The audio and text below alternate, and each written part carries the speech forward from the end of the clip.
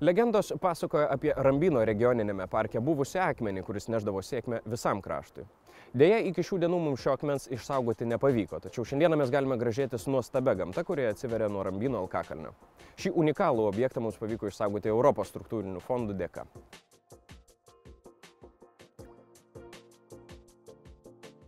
Dabar mes esame Rambyno regioninio parko lankytojų centre, čia įrengtoje parko vertybių ekspozicijoje. Tai yra vienas iš struktūrinių fondų lėšomis įrengtų objektų. Be jo paminėtini ir Rambyno kalnas, dar 3 piliakalniai ir kitos gražios saugomos teritorijos. Turime galimybę džiaugtis šitais objektais, kadangi ES struktūrinių fondų investicijos atėjo pas mus ir jos leidžia ne tik tai sutvarkyti kultūros paveldą, aplinkosaugą, tačiau ir gerinti vietos žmonių gyvenimo kokybę.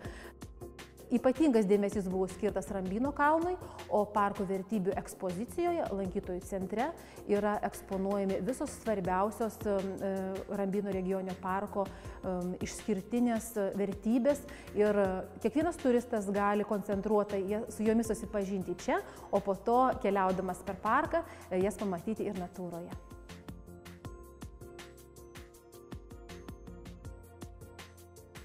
Paskutinį kartą ant Rambyno kalno lankiausi prieš 20 metų ir šį kartą čia atvažiavęs galiu tik pasidžiaugti, kaip gražiai yra sutvarkytas visas regioninis parkas bei aplinka. Mūsų šalis turtinga savo istorija ir kultūra, tad visų pirma ir siekime tai pažinti. Pauskite ES struktūrinių fondų teikiamą naudą ir jūs apsilankę čia Rambyno regioninėme parke.